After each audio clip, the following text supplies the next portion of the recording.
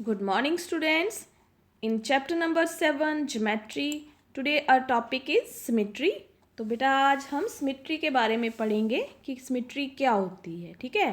तो first of all देखो definition मैंने लिखी हुई है सिमेट्री की यहाँ पर. एन ऑब्जेक्ट और thing is said to be symmetrical when both of its halves are exactly the same.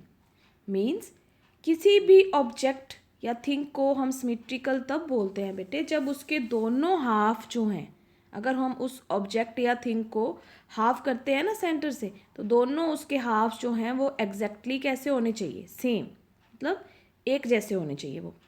जैसे देखो मैंने यहाँ पर ये लीफ जो है इसकी पिक जो है वो देखो शो की हुई है. तो लीफ के बीच में मैंने ये देखो डॉटर लाइन जो है वो ड्रॉ की है. तो ये क्या है, लाइन ऑफ सिमेट्री है ये. ठीक है.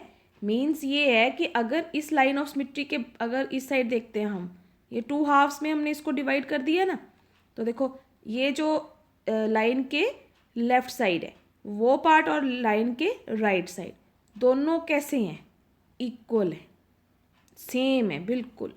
अगर आप इनको फोल्ड करो तो दोनों जो है वो एक पार्ट जो है दूसरे पार्ट को टोटली जो है वो हाइड कर लेगा, पूरी तरह से कवर कर लेगा मतलब.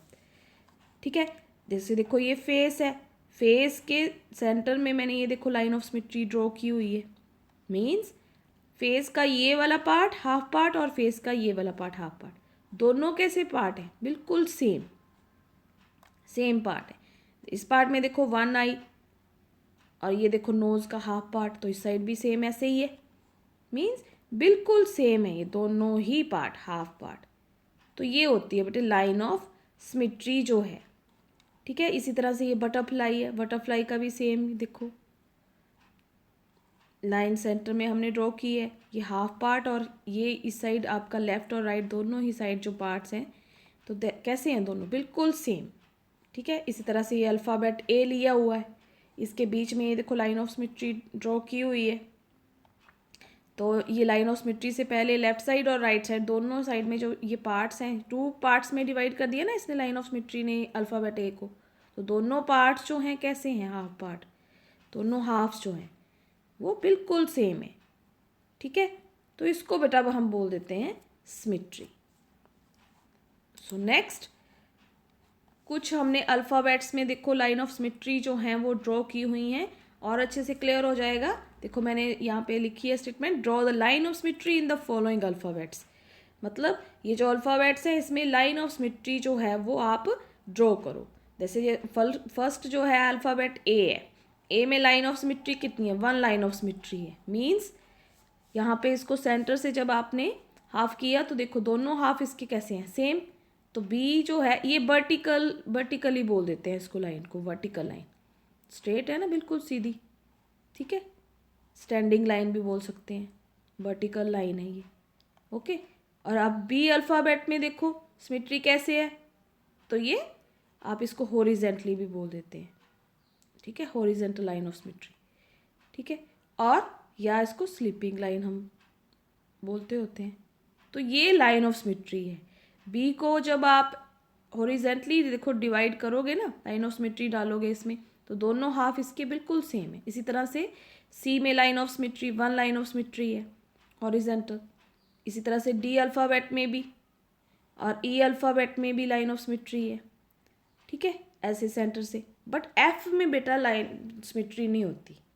एफ को आप टू इक्वल हाफ्स में डिवाइड नहीं कर सकते, तो there is no line of symmetry in alphabet F. इस तरह से जी में भी नहीं होती लाइन ऑफ सिमेट्री, क्योंकि इसको भी टू इक्वल हाफ्स में हम डिवाइड नहीं कर सकते.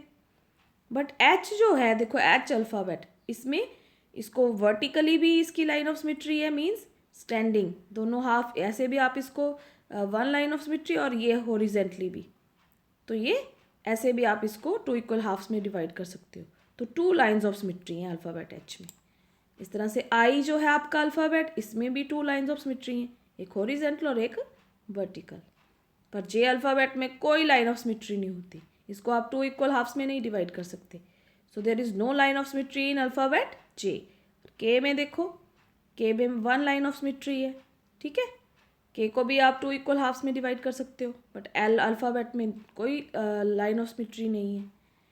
तो नेक्स्ट आपका अल्फ़ाबेट जैसे एम है, इसमें भी वन लाइन ऑफ सिमेट्री है, बट अल्फ़ाबेट एन में कोई लाइन ऑफ सिमेट्री नहीं है, इसको आप टू इक्वल हाफ्स में नहीं डिवाइड कर सकते।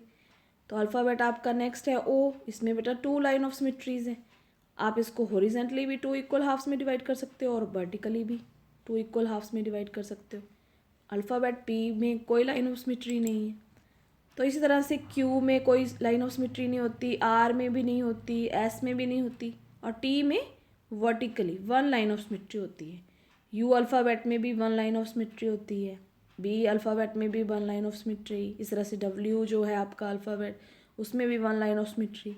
एक्स में बेटा आपकी टू लाइन ऑफ सिमेट्रीज होती हैं, आप इसको वर्टिकली भी कर सकते हो डिवाइड टू इक्वल हाफ्स में, और हॉरिजेंटली भी टू इक्वल हाफ्स में डिवाइड कर सकते हो।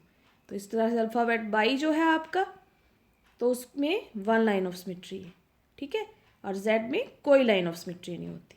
तो बेटा ये आपके इंग्लिश अल्फ़ाबेट्स हैं जिसमें ये लाइन ऑफ सिमेट्री जो है आपने सारी लाइंस जो देखी हैं, ठीक है। तो इस तरह से बच्चे आपने लाइन ऑफ सिमेट्री जो हैं इसकी प्रैक्टिस करनी है, कि जैसे आपके इंग्लिश अल्फ़ाबेट्स हैं उनमें ड्रॉ करके देखो तो और अच्छे से आपको क्लियर होगा, ठीक है। तो इस तरह से आपने उनको करना है।